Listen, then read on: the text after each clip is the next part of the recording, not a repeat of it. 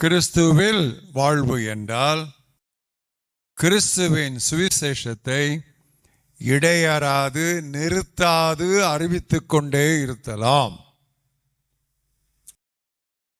The entire Bible is the gospel of Christ. முழு வேதாகமுமே கிறிஸ்துவின் சுவிசேஷம் எனலாம். ஏன்? இந்த சுவிசேஷம் பழைய ஏற்பாட்டில் முன்னறிவிக்கப்பட்டது, புதிய ஏற்பாட்டில் அது நிறைவேறினது.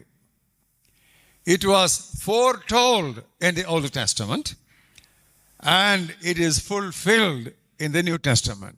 Are you with me? பழைய ஏற்பாட்டில் முன்னறிவிக்கப்பட்டது. அப்போ பழைய ஏற்பாட்டில் சுவிசேஷம் உண்டு. முதலாவது சுவிசேஷத்தை கேட்டது யார்?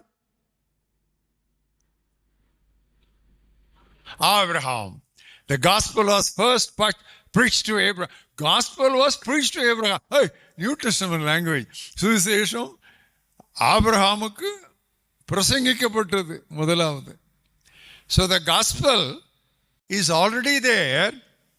We can trace its steps and footsteps, and it is tracked in the Old Testament itself. அப்போ முழு வேதாவுமே ஒரு விதத்தில் சொன்னால் கிறிஸ்துவின் சுவிசேஷம்தான். ஆனால் இந்த சுவிசேஷத்திற்கு சரியான தெளிவான முடிவான clear, concise, succinct, conclusive definition was given by none other than Paul. Turn with me to 1 Corinthians 15th chapter. இந்த சுவிசேஷத்திற்கு சற்றும் இடதுபுறம் வலதுபுறம் விலகாத தெளிவான முடிவான வரையறையை கொடுத்தது வேறு யாரும் அல்ல, அப்போஸ்தலன் பவுல்தான். என்னுடைய வார்த்தைகளை கவனியுங்கள். வரையறையை கொடுத்தது, விளக்கத்தை கொடுத்தது அல்ல. Not explanation of the gospel, definition of the gospel. பரீட்சையில் ஸ்டூடெண்ட்ஸு பல்ட்டி அடிக்கிறது இதில் தான். கொஸ்டின் டெஃபினிஷன் இருக்கும். ஐயா டெஃபினிஷனை மனப்பாடம் பண்ணியிருக்க மாட்டார், எக்ஸ்ப்ளனேஷன் கொடுப்பாரு. எக்ஸ்ப்ளனேஷன் கொடுத்தா பாதி மார்க் ஏதோ கிரேஸ் மார்க் தான் விடும். Definition is definition. Definition cannot be altered. Definition cannot be improved upon. Definition cannot be meddled with. Definition is definition. So gospel பற்றிய definition பைபிளில் ஒரு இடத்தில் தெளிவாக முடிவாக உள்ளது. அது 1 கொரிந்தியர் 15ஆம் அத்தியாயம். வாசிக்கிறேன், முதலிலிருந்து வாசிக்கிறேன். முதல் வசனத்திலிருந்து 3ஆம் 4ஆம் வசனம் வரைக்கும் வாசிக்கிறேன். நல்லா கவனிங்க, இதெல்லாம் நான் மனனம் செய்ய வேண்டிய ஒரு பகுதி. நான் உங்களிடத்தில் ஒப்புவித்த சுவிசேஷம் என்னவென்றால், ஏற்கனவே பிரசங்கம் பண்ணதை இப்போ நினைவுபடுத்துறதுக்கு, this is the gospel which I preached to you. அந்த காஸ்பலை நீங்க ரிசீவ் பண்ணீங்க, பெற்றுக்கொண்டீங்க, அதுல நீங்க நிலைத்திருக்கிறீங்க. I preached, you received, and now you continue. இந்த 3 நடக்குது. அது என்னவென்றால், அதனால ரட்சிக்கப்பட்டீங்க. அது என்னவென்றால், அதுல நீங்க தொடர்ந்து நீங்க நின்னீங்கன்னா தான் 2வது வசனம், if you hold fast to that word which I preached to you, உங்களுடைய விசுவாசம் வீணா போகாது. நான் பிரசங்கித்தது, நீங்கள் கேட்டது, நீங்கள் பெற்றுக்கொண்டது, நீங்கள் நிலைத்திருப்பது, நீங்கள் விசுவாசித்தது, அதிலே தொடர்ந்து நிலைத்திருந்தால் உங்களுடைய விசுவாசம் வீணா போகாது. மறுபடியும் ரீஇன்ஸ்டேட் பண்றார், ரீஎம்பசைஸ் பண்றார். பண்ணிட்டேன்னு சொல்றாரு, நான் உங்களுக்கு பிரசங்கித்தது ஒப்புவித்தது என்னவென்றால். அதான் டெஃபினிஷன் ஆரம்பிக்கிறார். அந்த லாங்குவேஜை பாருங்க, என்ன அழகா இருக்கு பாருங்க. பவுல் எழுதிய காரியங்கள் அவர் கற்றுக்கொண்டதல்ல, அவர் பெற்றுக்கொண்டது. இது நல்லா புரிஞ்சுக்கணும். What Paul wrote was not what he was taught, but what he received. Communion பற்றி எழுதும்போது அதான் சொல்லுவார், நான் கர்த்தரிடத்தில் பெற்றுக்கொண்டதை உங்களிடத்தில் சொல்லுகிறேன். அது ரொம்ப வித்தியாசம் மற்றவங்களுக்கும் அவருக்கும். ஏன்னா அவர் இயேசு கிறிஸ்துவோட நடை போடலை, யோவான் மேலே அவர் மேலே சாஞ்சிருக்கலை, அவரை சாய்க்கிறதுக்கு தான் முயற்சி பண்ணாரு, அவரோட அவர் பழகலை. பட் இங்கே அவர் பெற்றுக்கொண்டார் பை ரெவலேஷன். ஃப்ரெஷ்ஷாக வந்துச்சு. அதை பேதுருவுக்கு கொடுக்கல, சாவியை கொடுத்தாரு அவர்கிட்ட. ஆண்டவர் சாவியை பேதுருவிட்டு கொடுத்தாரு. He gave the keys to Peter, but he gave the pen to Paul. பேனாவை பவுல் கையில் கொடுத்துட்டாரு. அப்பா நீ பெட்டர் நீ எழுது. ஏன்னா சாரி நான் சும்மா யூகம். ஏன்னா பேதுருவுக்கு அங்கங்கே கொஞ்சம் அந்த ஜூயிஷ்னஸ், அந்த யூதம் அங்கங்கே கொஞ்சம் ஒட்டிக்கிட்டு தான் இருக்கும். அவ்வப்பொழுது தலை தூக்கும். பட் நீ இல்லை, விட்டினா ஒரே விட்டார். நோனா நோ தான் உனக்கு. ஏன்னா நீ ஸ்ட்ரிக்ட் லா கீப்பராக இருந்திருக்க. இந்த கொலகொலாம் கிடையாது உன்ட்ட. அவங்க ஒரு மாதிரி பேசுறது, இவங்க ஒரு மாதிரி பேசுறது, இந்த வேலையை நீ செய்ய மாட்ட அப்படின்னு ஆண்டவர் பாருங்க, சாவியை கொடுத்தவனிடத்தில் அல்ல, பெற்றுக்கொண்டவனிடத்தில் தான் அந்த பேனாவை கொடுத்தார். இதெல்லாம் அந்த தெய்வ ஞானம்னு ஒன்று இருக்கு பாருங்க. இதெல்லாம் மாற்றவே முடியாது, அடிச்சுக்கவே முடியாது, அக்கிட்டே போக முடியாது. அப்போ அவர் அது சொல்ற, நான் பெற்றுக்கொண்டது என்னவென்றால், உங்களுக்கு நான் சொன்னது நான் பெற்றுக்கொண்டது வேத வாக்கியங்களின்படி கிறிஸ்து நமது பாவங்களுக்காக மரித்தார், அடக்கம் பண்ணப்பட்டார். அடுத்தது வேத வாக்கியங்களின்படி 3ஆம் நாள் எழுந்தருளினார். நம்ம நடுவில் ஒரு இங்கிலீஷ் ப்ரொஃபஸர் உட்கார்ந்துருக்காங்க. இப்படியா இங்கிலீஷ் எழுதுவாங்க? According to the scriptures he died and he rose again தான் கரெக்ட் இங்கிலீஷ். இவங்க according to the scriptures he died, according to the scriptures he rose again. அவங்க லிங்குஸ்டிக்ஸ் படித்தவங்க, அவங்க சொல்லுவாங்க இது ஒரு வேஸ்ட்ஃபுல் ரெப்பரேஷன் சொல்லுவாங்க. அவர் என்ன அழுத்துறாரு பார்த்தீங்களா? வேத வாக்கியங்களின்படி அவர் மரித்தார், வேத வாக்கியங்களின்படி அவர் உயிரோடு எழுப்பினார். இந்த வேத வாக்கியங்கள் ஓல்ட் டெஸ்டமெண்ட். நான் படித்தேன்ப்பா. கமாலியல்ங்கிற ஒரு ப்ரொஃபஸர்கிட்ட, he was a doctor of law. அவர்கிட்ட உட்காந்து நான் படித்தேன். நியாயப்பிரமாணத்தில் அவர் பெரிய வித்தகர். அவர்கிட்ட உட்காந்து நான் படித்தேன். அழகாக சொல்லி கொடுத்தாரு, துல்லியமாக சொல்லி கொடுத்தாரு. நல்ல மனுஷனும் அவர் தான். அவர் கெட்ட மனுஷன்லாம் கிடையாது, நல்ல மனுஷன். அவர் தான் நல்ல உபதேசம் வச்சிருந்தார். மனுஷால வந்திருந்தால் நீங்கள் அழிஞ்சு போவோம், தேவனால் வந்தால் ஒன்றும் செய்ய முடியாதுப்பா, சண்டை போடாதீங்க. அவர் நல்ல ஒரு ப்ராக்டிக்கல் வைஸ் மேன். அவர் தான் நான் படித்தேன். அவர் வேத வாக்கியங்களெல்லாம் சொல்லி மேசியானா இப்படி இருப்பார், மேசியானா இப்படி இருக்காருன்னு சொல்லி எல்லாம் சொன்னார். பட் அந்த மேசியாவை பார்க்கும்போது இவர் தான் மேசியான்னு சொல்லி நம்பாதது தான் என்னுடைய மதியினம், என்னுடைய குருட்டுத்தனம். பட் இப்போ அதுக்கு யாருன்னு சொல்லி எனக்கு வெளிப்பாடு கிடைச்சிருச்சு. மற்றவங்களாம் சொன்னாங்க, எப்பா அவர் இயேசு மேசியாய்ப்பா அப்படி இப்படின்னு சொன்னாங்க. அவரை பற்றி இப்படி பேசுறியே, அவங்க ஜனங்களெல்லாம் அடிக்கிறியான்னு சொல்லி சொன்னாங்க. அதெல்லாம் எனக்கு மண்டையில் ஏறல. நீ துன்பப்படுத்துகிற இயேசு நானே அங்கிருந்து நான் பெற்றுக்கொண்டேன். அந்த வெளிப்பாடு அங்கிருந்து நான் பெற்றுக்கொண்டேன். I received it. It's a revelation. What I received on the road to Damascus on that sunny day, it was a revelation. அது ஒரு வெளிப்பாடு. அப்பந்தான் என் கண்ணு திறந்துச்சு. 3 நாள் குருடா இருந்தேன். 3ஆவது நாள் என் கண்ணு திறந்துச்சு. அப்போ அந்த கமாலியல்கிட்ட படிச்சமே அந்த மேசியா, அது இவர் தான். அதான் எழுதுறாரு, வேத வாக்கியங்களின்படி கிறிஸ்து மரித்தார், வேத வாக்கியங்களின்படி கிறிஸ்து எழுந்தார் அப்படின்னு சொல்லி சொல்றார். பிரியமானவர்களே, கிறிஸ்துவுக்குள்ளான நம்முடைய வாழ்க்கை எங்கே துவங்குகிறது? இந்த சுவிசேஷத்தை விசுவாசிப்பதில் தான் துவங்குகிறது.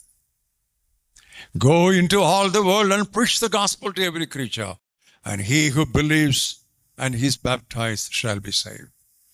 நீங்கள் உலகமெங்கும் போய் சுவிசேஷத்தை, சுவிசேஷம், இந்த காஸ்பல்ங்கிற வேர்டு ஒரு ஆங்கிலோ சாக்சன் வேர்டு. அந்த ஆங்கிலோ சாக்சனுடைய, அது ஒரு இங்கிலீஷ் வேர்டு இல்லை, அது ஒரு ஆங்கிலோ சாக்சன் வேர்டு. அதில் இந்த இவாஞ்சலியன்ங்கிறதுலேருந்து அது வருது. அதுக்கு மீனிங்கே குட் நியூஸ். Good news.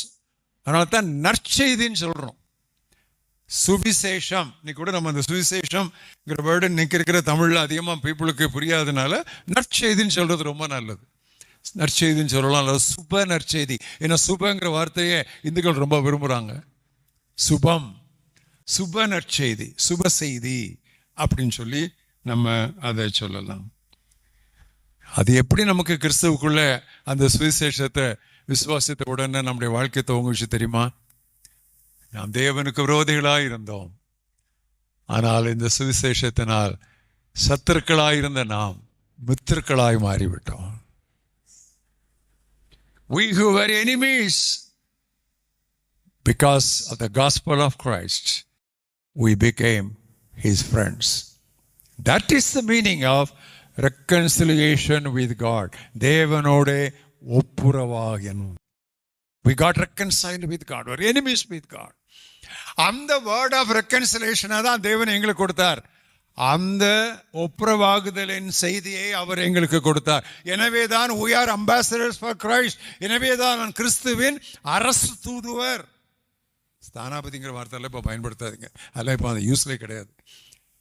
பைபிளை வாசிக்கும் போதெல்லாம் நம்ம பீப்புள் சும்மாவே நம்ம பையங்களுக்கும் பொண்களுக்கும் தமிழ் புரியாது, சும்மாவே புரியாது. நீங்கள் ஸ்தானாபதினு என்னமோ நினச்சிக்கிட்டு இருப்பான்.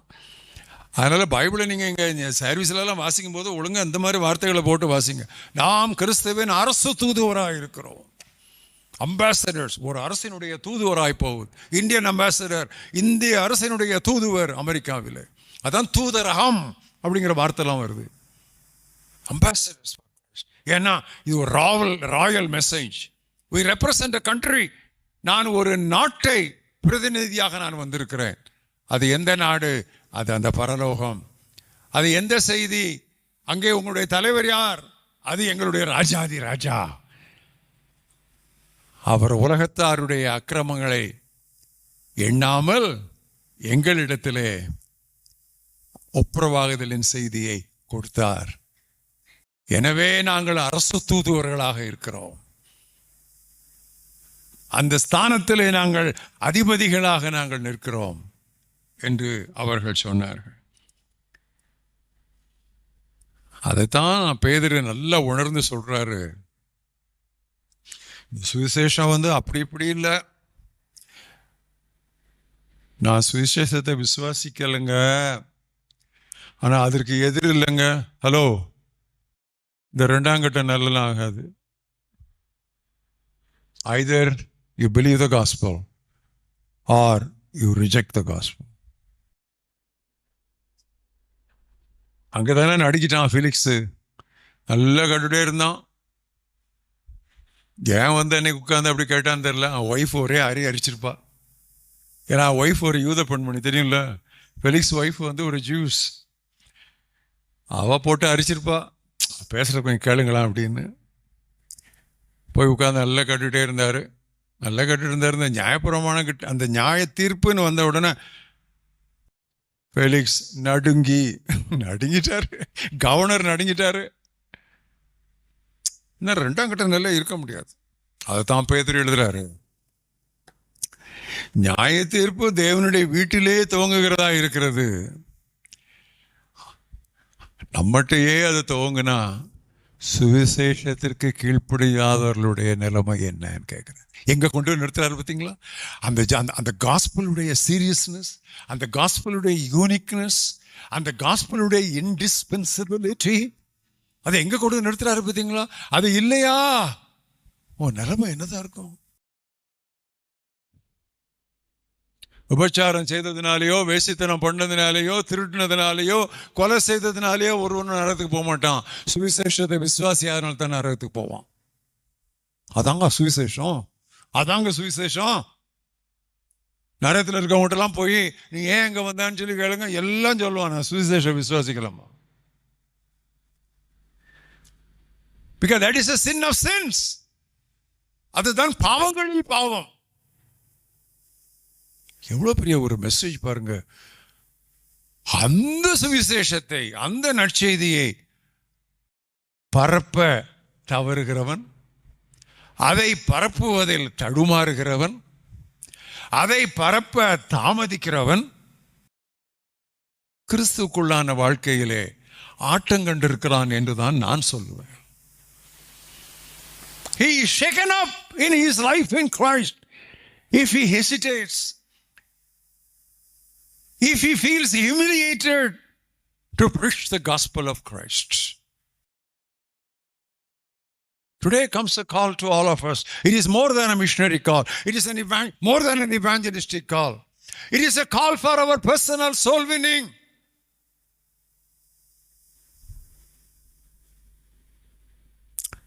அதைத்தான் பவுல் சொன்னார் தீமோத்தேயுக்கு எழுதும் பொழுது.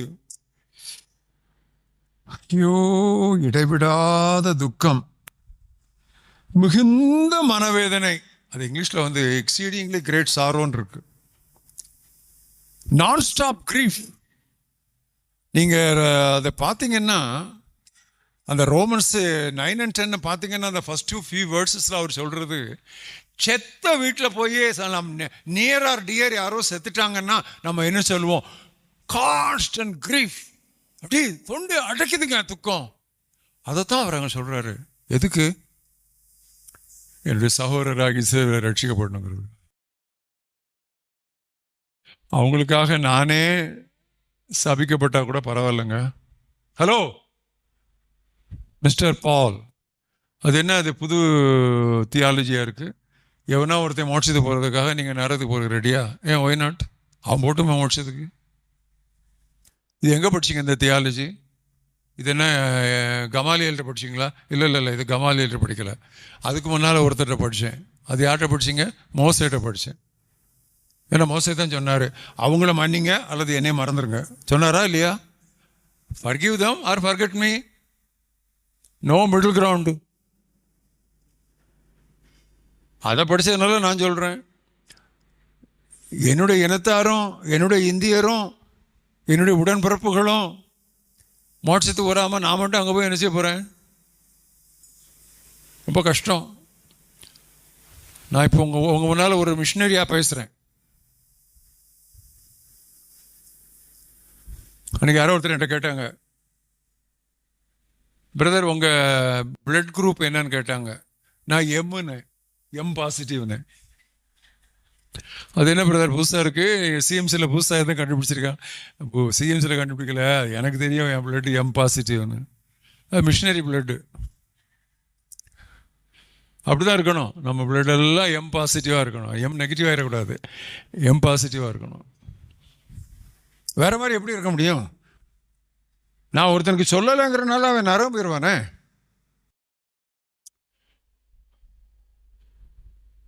மரண தண்டனை இங்கிலாந்தில் ஒருவனுக்கு விதிக்கப்படுகிறது. அவனை கேலோஸுக்கு கொண்டு போகிறார்கள். எங்க போனாலும் ஐயர் தானே முன்னால போவாரு. அது கேசக் போட்டுட்டு போறாரு, ரோப் போட்டுக்கிட்டு போறாரு. அவர் எனக்கு ஒன்று பாடிட்டு போறாரு. அவர் அந்த பாட்டு புத்தகத்துலேருந்து ஒன்று பாட்டு போடுறாரு. வேற என்ன பண்ணும்? அவர் வேலையை அதை செய்யணும். அவன் குடிச்சு செத்தாலும் கர்த்தருக்குள் மறிக்கிற வந்து அவன் அடக்கம் பண்ணணும். பாஸ்டருக்கு ரொம்ப கஷ்டம். வேற என்ன பண்ண? அப்படிதான் செய்யணும். ஸோ அவருடைய என்னத்தையோ வாசிட்டு போகிறார். ஒரு லித்தானியே என்னத்தையோ வாசிட்டு போறார், லிட்டர்ஜி என்னத்தையோ வாசிட்டு போறார். அப்போ அந்த பின்னால் போறானே தூக்கு தண்டனைக்கு, அவன் அந்த பாஸ்டரை கொஞ்சம் முதல தட்டுன்னு, என்னையா வாசிக்கிறீங்கன்னு கேட்டான். அப்போ அவரு இந்த இயேசு கிறிஸ்துவ ரத்தம் ரட்சிப்பு அதெல்லாம் சொல்லி இவன் கேட்குறான், நீர் இதை விசுவாசிக்கிறீரான்னு கேட்குறான். நான் இதை விசுவாசித்திருப்பேன், ஆனால் இங்கிலாந்து முழுவதும் உடைந்த கண்ணாடி துண்டுகளால் இந்தியாவின் சாலைகள் அத்தனையும் தூவப்பட்டு நிரம்பி இருந்தாலும் அவைகளில் நடப்பேன். என்னுடைய பாதங்கள் இரத்த கழனி ஆன பிறகு முழங்காலில் நடப்பேன். முழங்காலும் இரத்த கழனி ஆன பிறகு ஊர்ந்து சென்று கடைசி மனிதனுக்கு இயேசு கிறிஸ்துவின் சுவிசேஷத்தை அறிவிக்கும் வரைக்கும், இயேசு மரித்தார், நீ ஏன் சாக வேண்டும் என்று சொல்லும் வரைக்கும் நான் இளைப்பாற மாட்டேன். கேவலம், வெட்கம். இதை வாசிட்டு போறீரே முன்னாலன்னு சொல்லி சொன்னான். இது நான் என்னுடைய கற்பனை கதை அல்ல, மிஷினரி பயோகிராபிஸில் நான் வாசித்த ஒரு சம்பவம். நான் மட்டும் இதை விசாரிச்சிருந்தேன் இப்படியா இருந்திருப்பேன். ஏசு இல்லைன்னா நரகம் சொன்னால் நான் இப்படியா இருப்பேன்.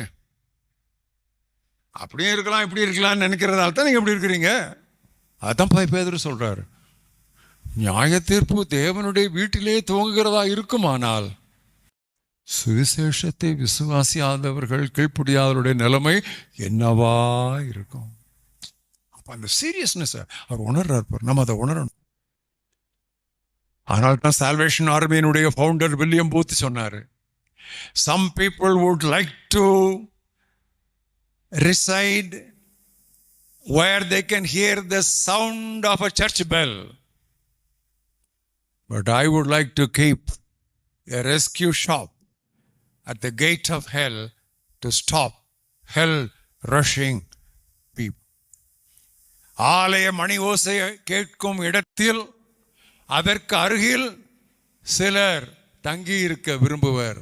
நானோ நரகத்திற்கு அருகில் விடுதலை சாவடி ஒன்று அமைத்து அங்கு விரைவோரை தடுத்து நிறுத்துவேன் சொன்னார். அறிவித்துமே புரியுதா?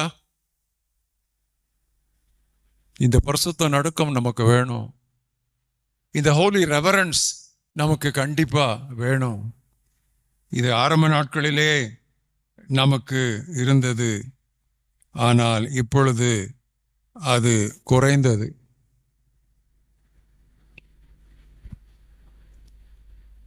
ரொம்ப சந்தோஷப்படுறோம், ரொம்ப ஆசீர்வதிக்கப்பட்டிருக்கோம். என்ன ஆசீர்வாதம்? என்ன ஆசீர்வாதம்? இந்த சாக்லேட் கிடைச்ச ஆசீர்வாதங்கிறதா? இல்லை. ஒரு நாள் நான் வந்து ஏர் இந்தியாவில் ட்ராவல் பண்ணிட்டு இருந்தேன். இல்லைன்னா இந்தியன் ஏர்லைன்ஸ். அப்போ முன்னால் உட்காந்துருந்தேன். பின்னால் ஒரு பிரிட்டிஷ் சில்ட்ரன்லாம் கொஞ்சம் உட்காந்துருக்காங்க அவங்க மதரோட. திடீர்னு பின்னால் இருந்து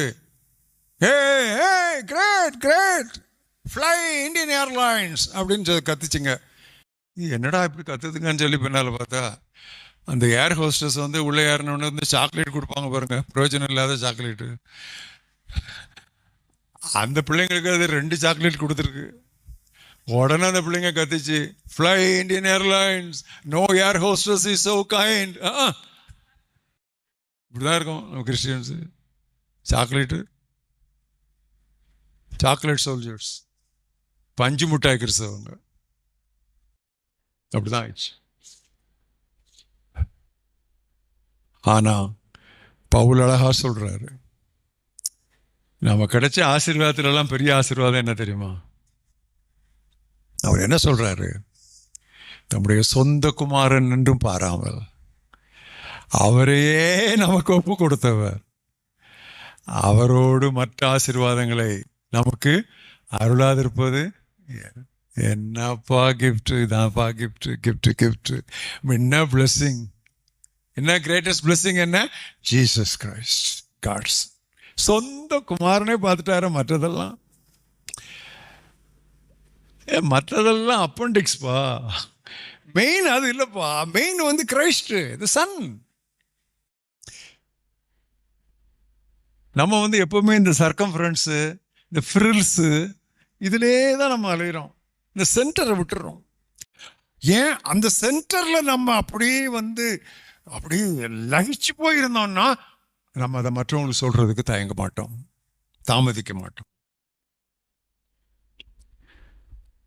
ஆம், நம்முடைய சக மனிதருக்கு நாம் செய்யக்கூடிய மிகப்பெரிய தொண்டு நரகத்திற்கு போகும் அவர்களை தடுத்து திசை திருப்புவதுதான்.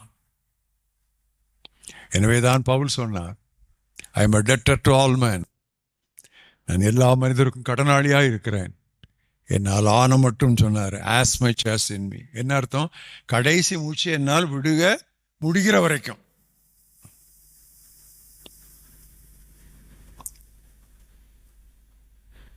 இதெல்லாம் என்னைய கட்டி கொண்டு போகிறாங்க, என்னெல்லாமோ நடக்க போகுது.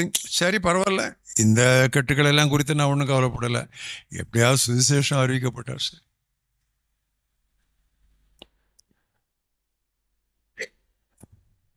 இன்னைக்கு உங்களை பார்த்து ஒரு கேள்வி கேட்க போகிறேன்.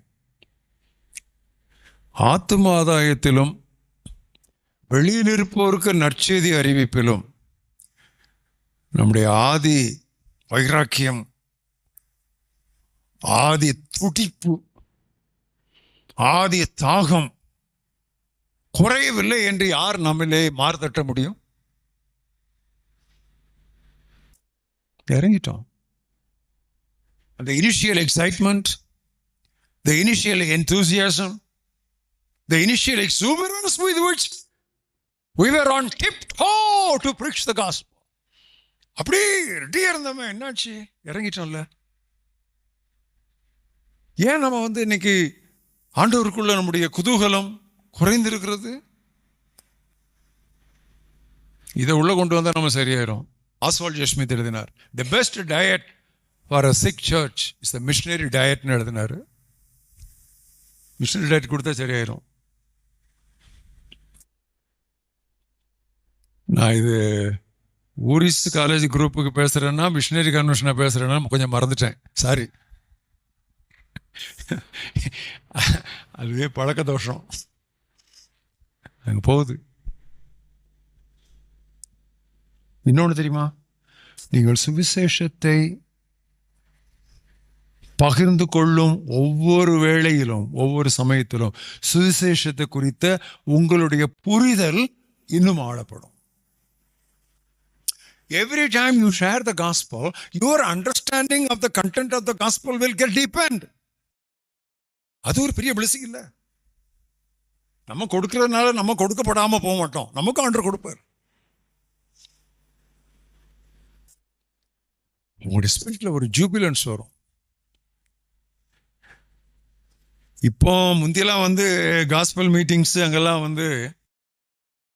மியூசிக்கும் இல்லாம ஒன்றும் இல்லாம ஆனந்தம் பொங்குதேன்னு சொன்னா எல்லாரும் ஆடுவோம். ஐயோ, ஒரு தடவை நான் ஆனந்தம் பொங்குதே பாட்டை ஆரம்பிச்சு விட்டுட்டேன். ஒரு ரிவைவோலையும் ஒரு பிளஸோலையும் நான் ஸ்டாப்பு மியூசிஷியன்ஸு கை வலிச்சு நிறுத்திட்டாங்க. மேண்டலின் போடுற பிரதர்லாம் நிறுத்திட்டாரு, ஆடிக்கிட்டே இருக்கிறாங்க. ஏன்?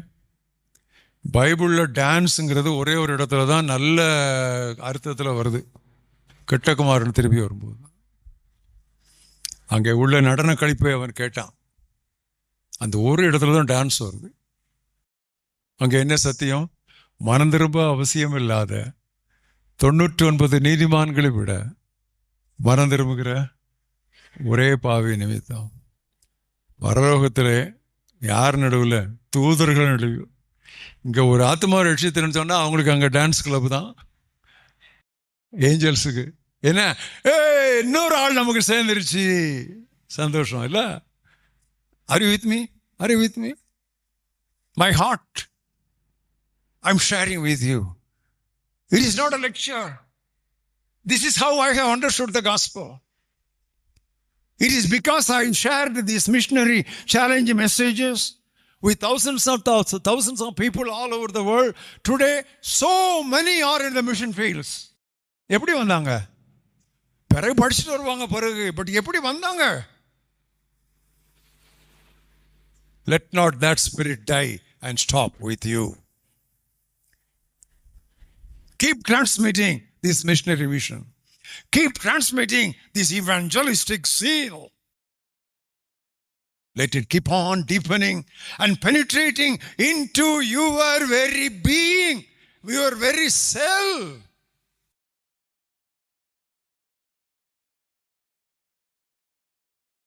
ஐயோ, நாங்கள் அந்த ஆரம்ப நாட்களில் கிராமத்துக்கு போய் எனக்கு 2 இன்ஸ்ட்ருமெண்ட் தான் போட தெரியும். ஒன்று இந்த 10 நரம்பு வீணை, அதில் கை தட்டுவேன் நல்லா. அப்போ என் ஃப்ரெண்டு சொன்னார், கை தட்டாதீங்க, கை கொட்டுங்கன்னாரு. சரி, அதை கொஞ்சம் ஒழுங்காக கொட்ட படித்தேன். அடுத்தது இந்த டெம்போரின்னு ஒன்று சொல்லுவோம்ல அந்த காலத்தில், அதுக்கு பேர் ஜாலர்மோ. அது ஒன்று தான் எனக்கு போட தெரியும். இன்னொன்று தெரியும், ஆனால் ஒருத்தர் கேலி பண்ணார், அதில் நான் அதை போடலை, சிங்கி அடிப்பேன். இவ்வளோதான் நமக்கு தெரிய இன்ஸ்ட்ருமெண்ட்ஸு. ஐயோ, அந்த டேம்பரினை வச்சுக்கிட்டு நாங்கள் குதிப்போம் பாருங்க கிராமத்தில். அப்படி ஒரு இது வரும். அவன் பார்த்துட்டு என்னடா இவங்க காலேஜ் ஸ்டூடெண்ட்ஸ் இப்படி வந்து குதிக்கிறாங்க, அதை பார்த்து அவன் வருவான் எங்களை கேட்க. அதனால தான் நம்ம பாதங்களுக்கெல்லாம் பேர் அழகிய பாதங்கள். இந்த பாதங்கள் ரொம்ப முக்கியம் தெரியுமா? அதனால தான் நம்முடைய அருமையான சகோதரிகள் இந்த பாதங்களையும் இந்த நெய்லையும் பண்ணுறதுக்கு எவ்வளோ பணம் செலவழிக்கிறீங்க. ஐயோ, அது கீழே தரையில் இருக்கு. இந்த காலுக்கு செலவழிக்கிறது என்ன சரியா? You don't know. ஏகப்பட்ட பணம் செலவழிக்கிறாங்க இந்த நெயில்ஸுக்கும் இந்த காலுக்கும் இந்த ஹீல்ஸுக்கும். நமக்கு அழகிய பாதங்கள். I like that word, beautiful feet. ராஜா ராஜரீகம் பண்ணுகிறார் என்று மலைகளிலே ஓடுகிற அந்த ஓட்டக்காரன், அந்த மெசேஞ்சர், அவனுடைய பாதங்கள் எவ்வளோ அழகாக இருக்குது. ட்ராக் டிஸ்ட்ரிபியூஷன்லாம் நம்ம இப்போ நிறைய பேர் குறைச்சிட்டோம். துண்டு பிரதி விநியோகம் அந்த நாட்களில் யாராவது ஞாபகம் இருந்தால் சொல்லுங்கள். ஃபெய்த் ப்ரேயர் ட்ராக்ட் லீக்னு ஒன்று இருந்துச்சு. விசுவாச ஜெப கைப்பிரதி கழகம் ஞாபகம் இருக்கா? அங்கே தான் நம்ம ஆர்டர் பண்ணுவோம். அப்போ நம்மளாம் பிரிண்ட் பண்ணுறோம், அதிகமாக அங்கே தான் ஆர்டர் பண்ணுவோம். அதில் ரொம்ப ஃபேமஸாக கழுகுன்னு ஒரு ட்ராக்ட். சாமியல் டேனியல்னு ஒருத்தர் தான் அதுக்கு இதாக இருந்தார். உங்களுக்கு ஞாபகம் இருக்கா? ஆமாம், நிறைய ட்ராக்ஸ் அவர் அடித்து தள்ளுவார். நல்ல ஆள், நல்ல பருமனாக இருப்பார், நல்ல பிரதர். சுவாச ஜப கைப்பிரதி கழகம், ஃபெய்த் ப்ரேயர் ட்ராக்ட் லீக் அதுக்கு பேர். நிறைய ட்ராக்ஸ் அடிப்பாங்க, நிறைய வாங்குவோம், வாங்கி கொடுத்துக்கிட்டே இருப்போம். அவர் கொஞ்சம் நல்ல சீப்பாகவும் கொடுப்பாரு. ரொம்ப நாங்கள் ஸ்டூடெண்ட்ஸ் தான் சொல்லி கேட்டு நாங்கள் எழுதணுன்னா ஃப்ரீயாக அனுப்புனார் எங்களுக்கு அவர் நிறையா. இருக்குதா? அவங்க ப்ரொடியூஸ் பண்ணுறாங்களா ட்ராக்ஸு? அவங்க ப்ரொடியூஸ் பண்ணுறாங்க, பட் நம்ம டிஸ்ட்ரிபியூட் பண்ணல. Availability is there. ஸோ உங்களுக்கு ஒரு சின்ன எக்ஸசைஸ் கொடுக்குறேன், ஒரு ஹெல்ப் கொடுக்குறேன். 1965 வருஷம் நான் இன்ஜினியரிங் காலேஜில் 3வது தேர்ட் இயர் ஸ்டூடெண்ட்டாக இருக்கும்போது அப்போல்லாம் எங்களுக்கு இன்ஜினியரிங் வந்து 5 இயர்ஸு. அப்போ ஸ்டூடெண்ட்டாக இருக்கும்போது நான் ஒரு ட்ராக்ட் எழுதினேன். அதுதான் விடுதலை நற்செய்திங்கிற ஒரு ட்ராக்ட். நான் 3ஆம் ஆண்டு கல்லூரி மாணவனாக இருக்கும்போது எழுதின ட்ராக்ட். ஏன்னா ஒரு தடவை அமெரிக்கா அட்ரஸ் ஒன்று எங்களுக்கு கிடச்சிது, அவங்களுக்கு எழுதி போட்டோம். அப்போல்லாம் ஏரோகிராம் தான், அந்த இன்லைன் லெட்டர் மாதிரியே அந்த ஏர்மெயில் ஒன்று இருக்கும், எழுதி போட்டோம். அவங்க அங்கேருந்து அனுப்பின லெட்டரில், அவங்க அனுப்பின ட்ராக்ஸில் நாங்கள் யூத்துன உடனே எங்களுக்கு அவங்க என்ன பண்ணிட்டாங்க, யூத்து ட்ராக்ஸ் எல்லாம் அனுப்பி விட்டாங்க நிறையா.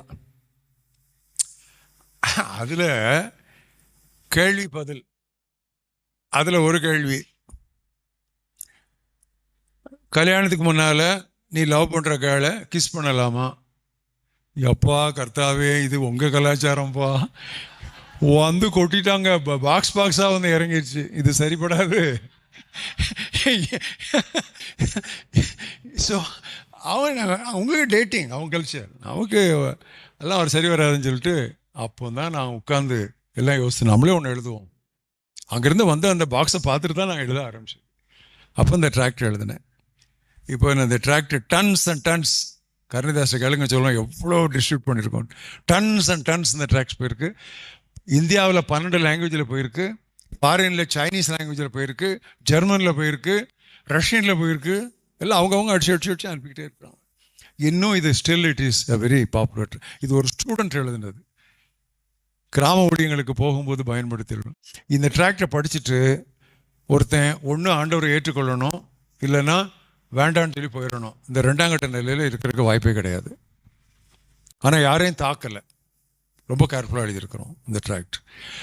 அதை தொடர்ந்து நான் இன்னும் சில ட்ராக்ட்ஸ் எழுதியிருக்கேன். இயேசுநாதர் திரும்ப வருகிறார், இன்று அவர் ரட்சகர், நாளை அவர் நீதி அரசர். அதே மாதிரி இயேசுவானவர் இணையற்றவரா. அது மாதிரி பெயர் கிறிஸ்தவர்களுக்கு உன் தேவனை சந்திக்க நீ ஆயத்தமா, கிறிஸ்துவின் 2ஆம் வருகைக்கு ஆயத்தம், 20 பக்கம். அதே மாதிரி ரோமன் கத்தோலிக்க நண்பர்களுக்கு மரியன்னையின் அருட்செய்தி. ஸோ இதெல்லாம் வந்து ஒரு பேக் கம்ப்ளீட்டாக உங்களுக்கு ஆளுக்கு ஒரு பேக் எடுத்துகிட்டு போங்க. உங்களுக்கு ட்ராக்ஸ் வேணும்னு சொன்னால் பின்னால் எங்களை தொடர்பு கொள்ளுங்கள், நாங்கள் உங்களுக்கு இதை கொடுப்போம். இந்த முடிஞ்ச உடனே எல்லாருக்கும் ஆளுக்கு ஒரு பேக்கு எடுத்துகிட்டு